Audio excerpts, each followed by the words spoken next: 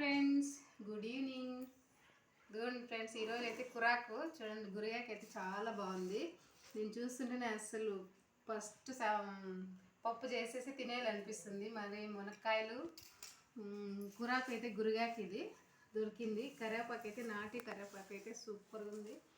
మా స్మెల్ ఇది అసలు స్మెల్ చూస్తుంటే చట్నీ నూరేసేయాలనిపిస్తుంది ఫ్రెండ్స్. ఈరోజు మునక్కాయలు, పచ్చి కరివేపాకు, మునగాకు, అలాగే వంకాయలు ఫ్రెష్ ఉండేవి. ఈరోజు అయితే ఇది నూనెంకాయ చారు చేశాను, తెల్లంకాయలు ఇచ్చారు.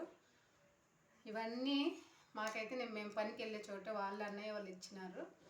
మరి రైతు బాగుంటే ఎప్పుడైనా ఇలా పనికి వెళ్ళినా మనకు కూడా ఎప్పుడో రోజు వాళ్ళకుంటే మనకున్నట్టే కదా. నాకైతే ఈరోజు కరివేపాకు, మునక్కాయలు, కురాకు అన్నీ దొరికాయి ఫ్రెండ్స్. అందుకే నేను ఈరోజు అయితే ఇప్పుడు కురాకు సాంబార్ అయితే చేస్తున్నాను. ఓకేనా. మరి పల్లెటూరులో ఇలాగే ఉంటాయన్నమాట. సిటీకి పల్లెటూరుకి తేడా ఏంటంటే మనకి తరకారీ అన్నీ దొరుకుతాయి అన్నమాట. సిటీలో అయితే కొనుక్కొచ్చుకొని తినాలన్నమాట. ఓకేనా. మరి మునక్కాయలు ఎలా ఉన్నాయో, నా కురాకు, మునక్కాయలు, కరివేపాకు ఎలా ఉన్నాయో కామెంట్ చేసేయండి. ఓకేనా. మరి బాయ్.